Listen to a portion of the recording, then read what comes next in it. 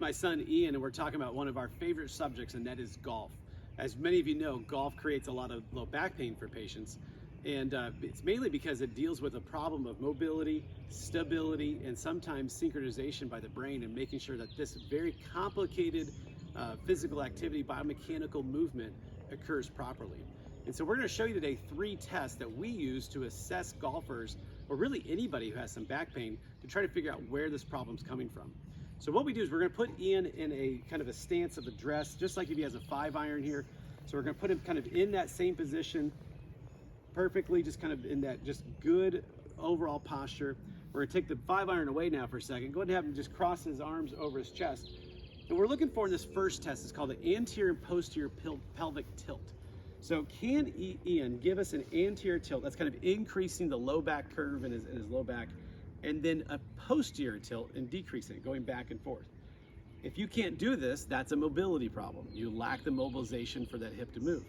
If you can, but as you move, particularly the posterior tilt, you feel kind of a shaking, a bit of a ratchety kind of feel. That's because the muscles aren't able to stabilize and allowing for the pelvis to move independently. That's, again, the anterior and posterior pelvic tilt test. Now, we also want to look at the rotation of the hips. So in this case, again, the same position applies. We're going to this time keep the shoulders very stable. We want to see if he can rotate through the pelvis, just like if he was when he's swinging. This is an important test, particularly for the downswing of the golf swing. It's really important to see, can the hips move independently of the shoulders? So in this case, you can see Ian moving pretty well through there. A little bit of sliding back and forth. We'd want to really avoid that. And again, that tells us if he can't do that, either he's not mobile enough or he's dealing with some stability problems. So how do you test for that? Well, the first and easiest way is simply just hold his shoulders, provide some stability up here, and now can he move? If he still can't move, then that's a bit of a mobility problem. If he moves much better, then we know he's having a stability problem. So those are 2 things we look for. Now, similarly, if we keep his hips still, and now we just move through the shoulders, we're going to look for a trunk or a torso rotation. And so in this same case, we want the pelvis to stay still. Can he move only through the thoracic spine? We're watching to make sure his knees don't bend, he doesn't upright through his back, that he keeps that same plane with the pelvis staying still. And again, a lot of times people will struggle with this. So how you test to see if it's a mobility or stability problem, just simply hold the hips.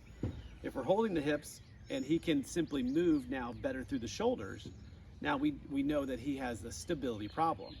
If he still can't move through the shoulders, then we know he's got more of a mobility problem. He's got a stiffness that's not allowing him to happen through there. It's good. So those 3 tests, again, we use that in our office to really look for these mobility problems or stability problems. And then and how we treat it is accordingly. So if there's a mobility problem, often we're going to use some active release technique, we're going to use a chiropractic adjustment, something like that, to create better movement. If it's a stability problem, we're going to give them some exercises to work on, maybe some drills to really use that. You can use these 3 exercises as a good exercise to loosen up the hips and make it move better. And obviously, if somebody's in pain, we're going to use the ART, the chiropractic adjustment, even something like dry needling to help decrease with their low back pain. So I hope this helps you. Thanks for hanging out with us. Take care.